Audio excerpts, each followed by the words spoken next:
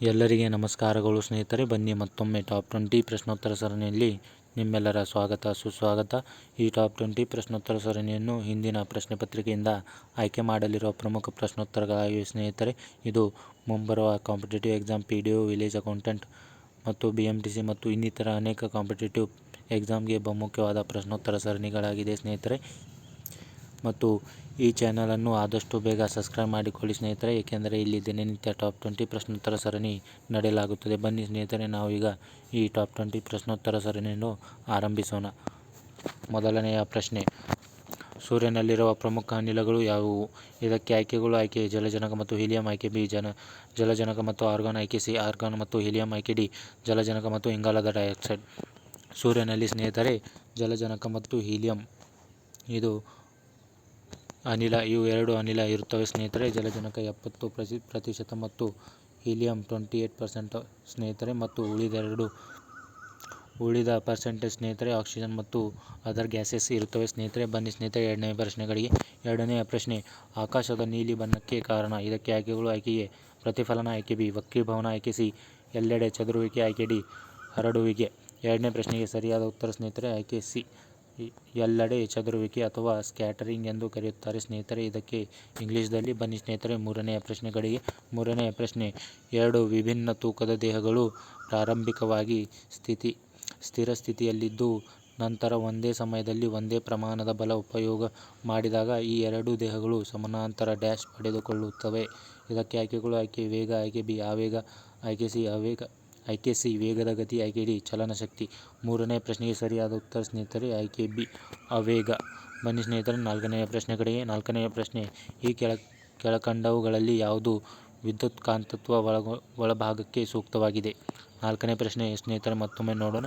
ಈ ಕೆಳಕಂಡವುಗಳಲ್ಲಿ ಯಾವುದು ವಿದ್ಯುತ್ಕಾಂತದ ಒಳಭಾಗಕ್ಕೆ ಸೂಕ್ತವಾಗಿದೆ? ಇದಕ್ಕೆ ಆಯ್ಕೆಗಳು: ಆಯ್ಕೆ ಎ ಗಾಳಿ, ಆಯ್ಕೆ ಬಿ ಮೆದುಕಬ್ಬಿಣ, ಆಯ್ಕೆ ಸಿ ಉಕ್ಕು, ಆಯ್ಕೆ ಡಿ ಇವುಗಳಲ್ಲಿ ಯಾವುದೂ ಅಲ್ಲ. ನಾಲ್ಕನೇ ಪ್ರಶ್ನೆಗೆ ಸರಿಯಾದ ಉತ್ತರ ಸ್ನೇಹಿತರೆ ಆಯ್ಕೆ ಬಿ ಮೆದುಕಬ್ಬಿಣ ಇದು ವಿದ್ಯುತ್ಕಾಂತದ ಒಳಭಾಗಕ್ಕೆ ಸೂಕ್ತವಾಗಿರುವುದು. ಬನ್ನಿ ಸ್ನೇಹಿತರೆ ಐದನೇ ಪ್ರಶ್ನೆ ಕಡೆಗೆ. ಐದನೇ ಪ್ರಶ್ನೆ, ಟೈಟಾನ್ ಎಂಬುದು ಯಾವ ಗ್ರಹಕ್ಕೆ ಉಪಗ್ರಹವಾಗಿದೆ? ಇದಕ್ಕೆ ಆಯ್ಕೆಗಳು: ಆಯ್ಕೆ ಎ ಬುಧ ಗ್ರಹ, ಆಯ್ಕೆ ಬಿ ಗುರು ಗ್ರಹ, ಆಯ್ಕೆ ಸಿ ಶುಕ್ರ ಗ್ರಹ, ಆಯ್ಕೆ ಡಿ ಶನಿ ಗ್ರಹ. ಐದನೇ ಪ್ರಶ್ನೆಗೆ ಸರಿಯಾದ ಉತ್ತರ ಸ್ನೇಹಿತರೆ ಆಯ್ಕೆ ಡಿ ಶನಿ ಗ್ರಹಕ್ಕೆ ಟೈಟಾನ್ ಎಂಬ ಉಪಗ್ರಹವನ್ನು ಕಾಣಬಹುದು ಸ್ನೇಹಿತರೆ. ಬನ್ನಿ ಸ್ನೇಹಿತರೆ ಆರನೇ ಪ್ರಶ್ನೆ ಕಡೆಗೆ.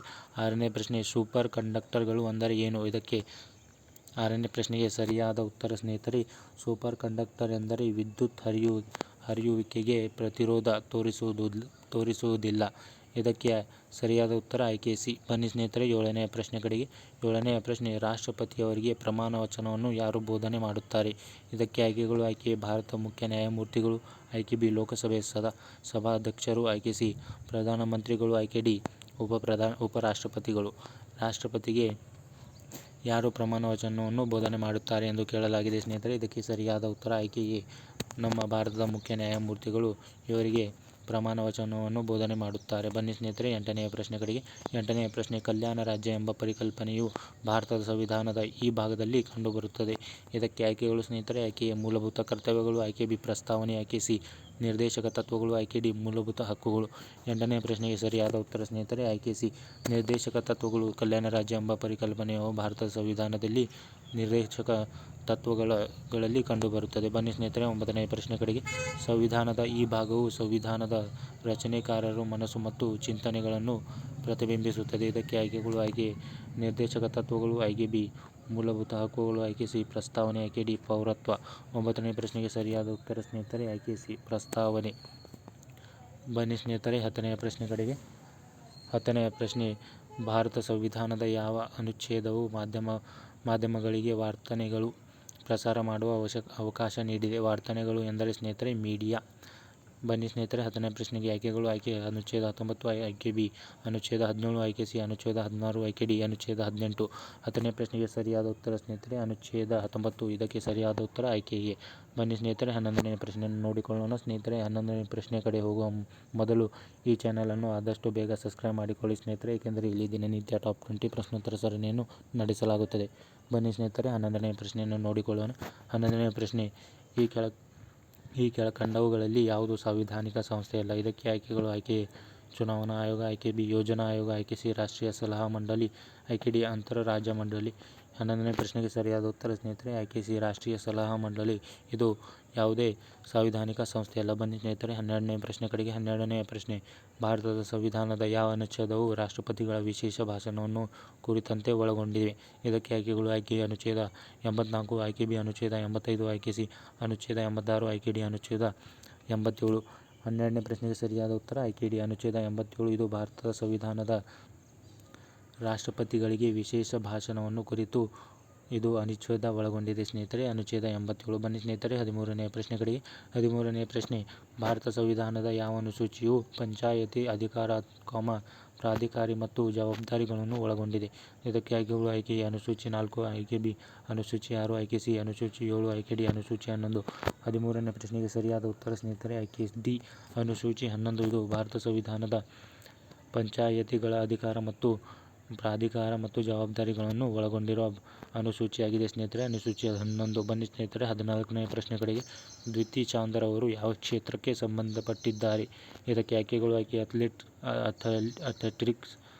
ಅಥ್ಲೆಟಿಕ್ಸ್, ಆಯ್ಕೆ ಬಿ ಕ್ರಿಕೆಟ್, ಆಯ್ಕೆ ಸಿ ಬ್ಯಾಡ್ಮಿಂಟನ್, ಆಯ್ಕೆ ಡಿ ಚೆಸ್. 14ನೇ ಪ್ರಶ್ನೆಗೆ ಸರಿಯಾದ ಉತ್ತರ ಸ್ನೇಹಿತರೆ ಆಯ್ಕೆ ಎ ಅಥ್ಲೆಟಿಕ್ಸ್. ದ್ವಿತಿ ಚಾಂದರ್ ಇವರು ಅಥ್ಲೆಟಿಕ್ಸ್ ಕ್ಷೇತ್ರಕ್ಕೆ ಸಂಬಂಧಪಟ್ಟಿದ್ದಾರೆ. ಬನ್ನಿ ಸ್ನೇಹಿತರೆ 15ನೇ ಪ್ರಶ್ನೆ ಕಡೆಗೆ. 15ನೇ ಪ್ರಶ್ನೆ, ಸರ್ವೋಚ್ಚ ನ್ಯಾಯಾಲಯದ ನ್ಯಾಯಮೂರ್ತಿಗಳನ್ನು ಯಾರು ನೇಮಿಸುತ್ತಾರೆ? ಇದಕ್ಕೆ ಆಯ್ಕೆಗಳು: ಆಯ್ಕೆ ಎ ಪ್ರಧಾನಮಂತ್ರಿ, ಆಯ್ಕೆ ಬಿ ಭಾರತ ಮುಖ್ಯ ನ್ಯಾಯಮೂರ್ತಿಗಳು, ಆಯ್ಕೆ ಸಿ ಲೋಕಸಭೆಯ ಸಭಾಪತಿಗಳು, ಆಯ್ಕೆ ಡಿ ರಾಷ್ಟ್ರಪತಿಗಳು. ಇದಕ್ಕೆ ಸರಿಯಾದ ಉತ್ತರ ಸ್ನೇಹಿತರೆ ಆಯ್ಕೆ ಡಿ ಸರ್ವೋಚ್ಚ ನ್ಯಾಯಾಲಯದ ನ್ಯಾಯಮೂರ್ತಿಯನ್ನು ಭಾರತದ ರಾಷ್ಟ್ರಪತಿಯವರು ನೇಮಿಸುತ್ತಾರೆ. ಬನ್ನಿ ಸ್ನೇಹಿತರೆ 16ನೇ ಪ್ರಶ್ನೆ ಕಡೆಗೆ. 16ನೇ ಪ್ರಶ್ನೆ, ರಾಜ್ಯ ಲೋಕಸೇವಾ ಆಯೋಗದ ಸದಸ್ಯರನ್ನು ಯಾರು ನೇಮಕ ಮಾಡುತ್ತಾರೆ? ಇದಕ್ಕೆ ಆಯ್ಕೆಗಳು: ಆಯ್ಕೆ ಎ ಮುಖ್ಯಮಂತ್ರಿಗಳು, ಆಯ್ಕೆ ಭಾರತದ ಮುಖ್ಯ ನ್ಯಾಯಮೂರ್ತಿಗಳು, ಆಯ್ಕೆ ಸಿ ರಾಜ್ಯಪಾಲರು, ಆಯ್ಕೆ ಡಿ ಉಪರಾಷ್ಟ್ರಪತಿಗಳು. 16ನೇ ಪ್ರಶ್ನೆಗೆ ಸರಿಯಾದ ಉತ್ತರ ಸ್ನೇಹಿತರೆ ಆಯ್ಕೆ ಸಿ ರಾಜ್ಯಪಾಲರು. ರಾಜ್ಯ ಲೋಕಸೇವಾ ಆಯೋಗದ ಸದಸ್ಯರನ್ನು ರಾಜ್ಯಪಾಲರು ನೇಮಕ ಮಾಡುತ್ತಾರೆ. ಬನ್ನಿ ಸ್ನೇಹಿತರೆ 17ನೇ ಪ್ರಶ್ನೆ ಕಡೆಗೆ. 17ನೇ ಪ್ರಶ್ನೆ, ಬಿಯಾನ್ ಆಕ್ಟನ್ ಮತ್ತು ಜಾನ್ ಕೌನ್ ರವರು ಏನನ್ನು ಸೃಷ್ಟಿಸಿದವರು? ಇದಕ್ಕೆ ಆಯ್ಕೆಗಳು: ಆಯ್ಕೆ ಎ ಟ್ವಿಟ್ಟರ್, ಆಯ್ಕೆ ಬಿ ಫೇಸ್ಬುಕ್, ಆಯ್ಕೆ ಸಿ ಇನ್ಸ್ಟಾಗ್ರಾಮ್, ಆಯ್ಕೆ ಡಿ ವಾಟ್ಸಪ್. ಇದಕ್ಕೆ ಸರಿಯಾದ ಉತ್ತರ ಸ್ನೇಹಿತರೆ ವಾಟ್ಸಪ್. ಇದು ಬ್ರಿಯಾನ್ ಆಕ್ಟನ್ ಮತ್ತು ಜಾನ್ ಕೌನ್ ರವರು ಸೃಷ್ಟಿಸಿದ್ದಾರೆ. ಬನ್ನಿ ಸ್ನೇಹಿತರೆ 18ನೇ ಪ್ರಶ್ನೆ ಕಡೆಗೆ. 18ನೇ ಪ್ರಶ್ನೆ, ಕಂಪ್ಯೂಟರಿಗೆ ಸಂಬಂಧಪಟ್ಟಂತೆ ಎಐನ ವಿಸ್ತೃತ ರೂಪ ಎಂದು ಕೇಳಲಾಗಿದೆ ಸ್ನೇಹಿತರೆ. ಎಐನ ವಿಸ್ತೃತ ರೂಪ ಏನು ಎಂದು ಕೇಳಲಾಗಿದೆ ಸ್ನೇಹಿತರೆ. ಇದು ಬಹಳ ಸಿಂಪಲ್ ಪ್ರಶ್ನೆಯಾಗಿದೆ. ಇದಕ್ಕೆ ಸರಿಯಾದ ಉತ್ತರ ಆರ್ಟಿಫಿಷಿಯಲ್ ಇಂಟೆಲಿಜೆನ್ಸ್ ಸ್ನೇಹಿತರೆ, ಆರ್ಟಿಫಿಷಿಯಲ್ ಇಂಟೆಲಿಜೆನ್ಸ್. ಆಯ್ಕೆ ಬಿ ಸರಿಯಾದ ಉತ್ತರವಾಗಿದೆ ಸ್ನೇಹಿತರೆ. ಬನ್ನಿ ಸ್ನೇಹಿತರೆ 19ನೇ ಪ್ರಶ್ನೆ ಕಡೆಗೆ. 19ನೇ ಪ್ರಶ್ನೆ, ಯಾವುವು 3 ಪ್ರಾಥಮಿಕ ಬಣ್ಣಗಳಾಗಿವೆ? ಇದಕ್ಕೆ ಆಯ್ಕೆಗಳು ಸ್ನೇಹಿತರೆ. ಇದಕ್ಕೆ ಸರಿಯಾದ ಉತ್ತರ ಆಯ್ಕೆ ಎ ಕೆಂಪು, ಹಸಿರು, ನೀಲಿ. ಇವು 3 ಪ್ರಾಥಮಿಕ ಬಣ್ಣಗಳಾಗಿವೆ. ಬನ್ನಿ ಸ್ನೇಹಿತರೆ ಕೊನೆಯ 20ನೇ ಪ್ರಶ್ನೆ ಕಡೆಗೆ. 20ನೇ ಪ್ರಶ್ನೆ, ಎನ್ಎಸ್ಒ ಗ್ರೂಪ್ನಿಂದ ಅಭಿವೃದ್ಧಿಪಡಿಸಿದ ಪೆಗಾಸಸ್ ಸ್ಪೈವೇರ್ ಯಾವ ದೇಶದ್ದು? ಇದಕ್ಕೆ ಆಯ್ಕೆಗಳು: ಆಯ್ಕೆ ಚೈನಾ, ಆಯ್ಕೆ ಬಿ ಇಸ್ರೇಲ್, ಆಯ್ಕೆ ಸಿ USA, ಆಯ್ಕೆ ಡಿ ರಷ್ಯಾ. ಇದು ಟಾಪ್ 20 ಪ್ರಶ್ನೋತ್ತರ ಸರಣಿಯ ಕೊನೆಯ ಪ್ರಶ್ನೆಯಾಗಿದೆ ಸ್ನೇಹಿತರೆ. ಇದಕ್ಕೆ ಸರಿಯಾದ ಉತ್ತರವನ್ನು ಕಮೆಂಟ್ ಮುಖಾಂತರ ತಿಳಿಸಬೇಕೆಂದು ಕೇಳಿಕೊಳ್ಳುತ್ತೇನೆ ಸ್ನೇಹಿತರೆ. ಮತ್ತು ಆದಷ್ಟು ಬೇಗ ಈ ಯೂಟ್ಯೂಬ್ ಚಾನಲನ್ನು ಸಬ್ಸ್ಕ್ರೈಬ್ ಮಾಡಿಕೊಳ್ಳಿ ಸ್ನೇಹಿತರೆ, ಏಕೆಂದರೆ ನಿಮ್ಮ ಒಂದು ಲೈಕ್, ಸಬ್ಸ್ಕ್ರೈಬ್ ನನಗೆ ದಿನನಿತ್ಯ ಟಾಪ್ 20 ವಿಡಿಯೋ ಸರಣಿ ಮಾಡಲು ಬಹಳ ಪ್ರೋತ್ಸಾಹಿಸುತ್ತದೆ. ಬನ್ನಿ ಸ್ನೇಹಿತರೆ ಎಲ್ಲರೂ ಕೂಡ ಒಮ್ಮೆ ಸಬ್ಸ್ಕ್ರೈಬ್ ಬಟನನ್ನು ಒತ್ತಿಕೊಳ್ಳಿ. ಧನ್ಯವಾದಗಳು ಸ್ನೇಹಿತರೆ.